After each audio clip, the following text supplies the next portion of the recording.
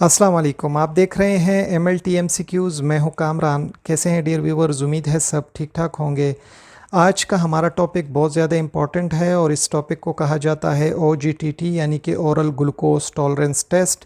इस टेस्ट को GTT भी कहा जाता है। बहुत इम्पॉर्टेंट टेस्ट है और इसमें हम 11 बेहतरीन MCQs जो कि आपके इम्तिहानात के हवाले से बहुत ज़्यादा ज़रूरी होते हैं, वाइवाज़ में पूछे जाते हैं, ये हम कवर करेंगे। तो हमारा पहला MCQ है कि ये मालूम करने के लिए कि मरीज़ को किस किस्म का डायबिटीज़ है, उसे टाइप 1 है या टाइप 2 है या क्या मसला है उसे, तो उसके लिए OGTT का टेस्ट ज़्यादा हसास या सेंसिटिव समझा जाता है बनिस्बत फास्टिंग ग्लूकोज के। तो वो कौन सा किस्म है डायबिटीज़ का? तो ऑप्शंस में हमारे पास ऑप्शंस हैं type 1 diabetes, type 2 diabetes, diabetic foot या फिर प्रेगनेंसी। तो यहाँ पर जो ऑप्शन दुरुस्त है वो है ऑप्शन नंबर 2, यानी टाइप 2 डायबिटीज़ का पता लगाने के लिए OGTT का टेस्ट बहुत ही ज़्यादा हसास होता है, बहुत ही ठीक टेस्ट होता है बनिस्बत इसके कि मरीज़ से फास्टिंग ग्लूकोज का सैंपल लिया जाए। जो MCQ नंबर 2 है तो उसमें पूछा जा रहा है कि जब OGTT का टेस्ट परफॉर्म किया जाता है तो मरीज़ से ये कहा जाता है कि 3 दिन तक वो अपनी डाइट को कंट्रोल रखे और कम से कम वो कितने ग्राम का कार्बोहाइड्रेट हर दिन इस्तेमाल करे ताकि उसका टेस्ट ठीक तरह से हो सके। तो आपको इस ग्राम का पता लगाना है कि वो कितने ग्राम का डॉक्टर उस मरीज़ को कहता है कि आपने 3 दिन तक इस शुगर डाइट पर रहना है। तो हमारे पास ऑप्शंस हैं 150, 300, 120 या फिर 100। तो यहाँ पर जो दुरुस्त ऑप्शन है वो है ऑप्शन नंबर 1, यानी मरीज़ को 3 दिन के लिए ये कहा जाता है कि आपने रोज़ाना 150 ग्राम से ज़्यादा कार्बोहाइड्रेट नहीं लेना और जिस दिन आपने आना हो उससे 10 से 12 घंटे आपने कुछ भी नहीं खाना और पीना।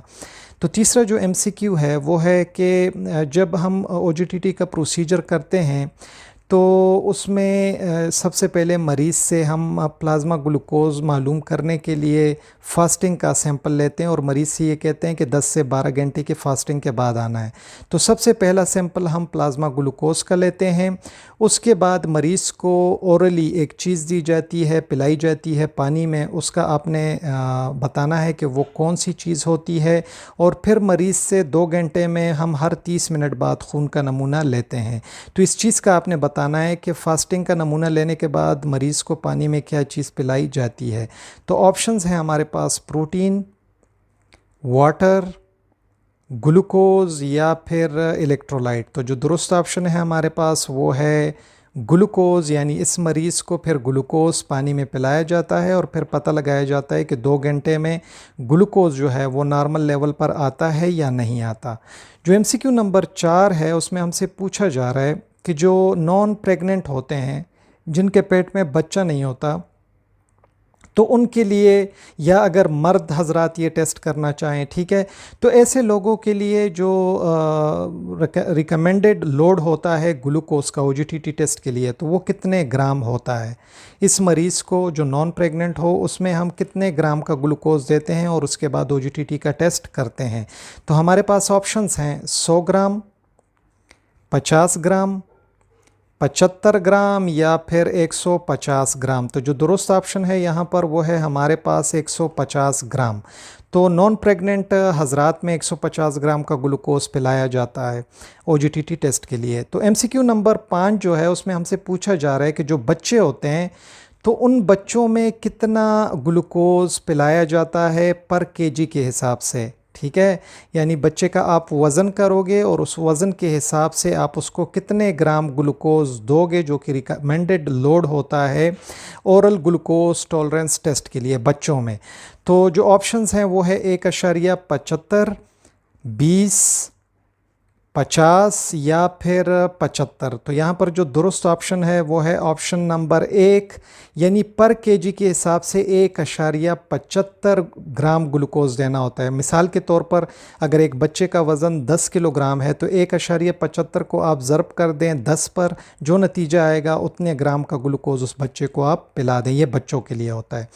तो छठे नंबर पर जो MCQ है वो है कि ओरल ग्लूकोज टॉलरेंस का जो टेस्ट होता है, तो इसमें जो ग्लूकोज़ है उसको हल किया जाता है कितने ml पानी में, और फिर उसको कहा जाता है कि 5 मिनट के अंदर अंदर इस पानी को वो पिए। तो आपने उस ml का बताना है कि कितने ml पानी में हम ग्लूकोज़ उसको हल करके देते हैं। तो यहाँ पर जो ऑप्शंस हैं वो है 600 ml, 1000 ml, 1500 ml या फिर 300 ml। तो यहाँ पर जो दुरुस्त ऑप्शन है वो है ऑप्शन नंबर 4, 300 ml पानी में हम उसको ग्लूकोज़ मिला कर देते हैं जो 150 ग्राम ग्लूकोज़ होता है, और फिर उससे हम कहते हैं कि आपने 5 मिनट के अंदर अंदर इसको पीना है, और फिर हम उससे 30 मिनट बाद खून का नमूना लेते हैं, और फिर हम पता लगाते हैं 2 घंटे के बाद भी नमूना लेते हैं कि जो ग्लूकोज़ है उसकी मकदार खून में कितनी है। जो 7वां MCQ है उसमें पूछा जा रहा है कि जो OGTT का टेस्ट है ये आपको बताता है कि आपको ख़तरा है या नहीं, या आपको पहले से ही किस टाइप का जो शुगर है वो आपको है। तो ये आपको बताना है कि ये किस चीज़ की ख़तरे की तरफ निशानदही करता है। जो ऑप्शंस बताए गए हैं वो है एबॉर्शन, यानी बच्चा ज़ाया हो सकता है अगर ज़्यादा हो, फटीग थक सकता है ये, डायबिटीज़ का ख़तरा है, या फिर कोमा का ख़तरा है। तो यहाँ पर जो ऑप्शन दुरुस्त है वो है ऑप्शन नंबर 3, यानी OGTT का टेस्ट अगर ज़्यादा आता है, शुगर का लेवल आखिर में ज़्यादा आता है, तो ये इस ख़तरे की निशानदही है कि मरीज़ को शुगर है या मरीज़ को पहले से शुगर था। जो 8वां MCQ है उसमें पूछा जा रहा है कि जो OGTT का टेस्ट है ये ज़्यादा हसास होता है फास्टिंग ब्लड शुगर से और ब्लैंक टेस्ट से, एक दूसरा टेस्ट है उससे भी ज़्यादा ये हसास है, ज़्यादा ज़बरदस्त समझा जाता है फास्टिंग ब्लड ग्लूकोज से, और जो दूसरे टाइप का टेस्ट है उससे। तो वो टेस्ट कौन सा है? Random blood sugar, C peptide test, HbA1c या फिर सीरम प्रोटीन। तो यहाँ पर जो जवाब दुरुस्त है वो है ऑप्शन नंबर 3, यानी कि HbA1c टेस्ट से भी ये ज़्यादा हसास समझा जाता है। ठीक है। जो 9वां MCQ है वो है हमारे पास कि फास्टिंग जो है तो वो ब्लैंक से लेकर ब्लैंक घंटे तक हम करते हैं OGTT प्रोसीजर के करने के लिए। तो कितने घंटे से लेकर कितने घंटे तक मरीज़ को कुछ भी नहीं खाना होता, कुछ भी नहीं पीना होता, इसका आपने बताना है। ऑप्शंस हैं हमारे पास 16 से 20 घंटे, 8 से 12 घंटे, 4 से 6 घंटे या फिर 2 से 4 घंटे।